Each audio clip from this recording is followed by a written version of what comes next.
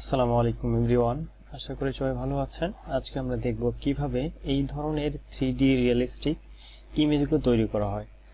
So আমাদের এই ধরনের ইমেজগুলো তৈরি করার জন্য আমাদের ফার্স্ট যেতে হবে মাইক্রোসফট এজে। সো আমরা ব্রাউজারটা ওপেন করে নিচ্ছি। এরপর এখানে এসে আমরা লিখব bing.com। ওকে, bing.com এ এসে আমরা এখান থেকে জাস্ট ইমেজটা সিলেক্ট করে দিব। ইমেজটা সিলেক্ট করে দেওয়ার পর এখানে ক্রিয়েট নামে একটা অপশন আছে, সো আমরা এখানে ক্লিক করব। দেন এখানে একটা বক্স শো করবে, সো আমরা এখানে এখন আমাদের কমান্ডটি লিখব। সো আমি এটা লিখতেছি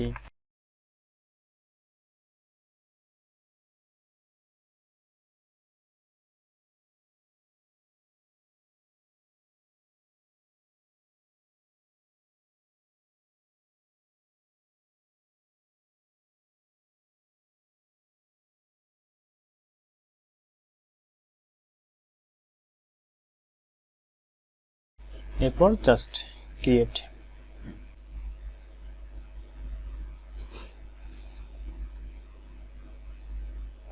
ওকে, আমাদের কাছে একটা আউটপুট চলে আসছে। সো আমরা এখন জাস্ট যদি আমরা ডাউনলোড করতে চাই, একটা ইমেজের মধ্যে ক্লিক করব। দেন এখানে ডাউনলোড অপশন আছে, জাস্ট ডাউনলোডে ক্লিক করলে ইমেজটা আমাদের ডাউনলোড হয়ে যাবে। সো আমরা যদি এখন এখান থেকে কমান্ডটা চেঞ্জ করতে চাই, লাইক আমি এখান থেকে ব্যাক দিয়ে দিচ্ছি। দেন এখান থেকে আমি চাচ্ছি এখানে ইন্ডিয়া অ্যাড করব। দেন এইখানে ক্যারেক্টারের জায়গায় আমি বি থেকে আই দিয়ে দিব। Then again create.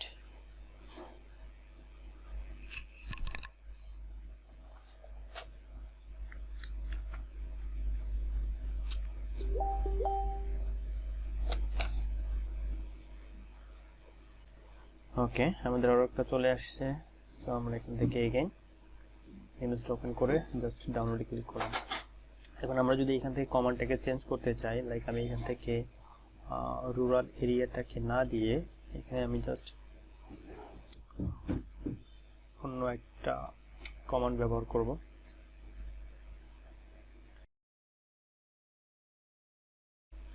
Okay, real colour with আমি এখানে দিয়ে দিচ্ছি ওকে আই রাখলাম। Then again create.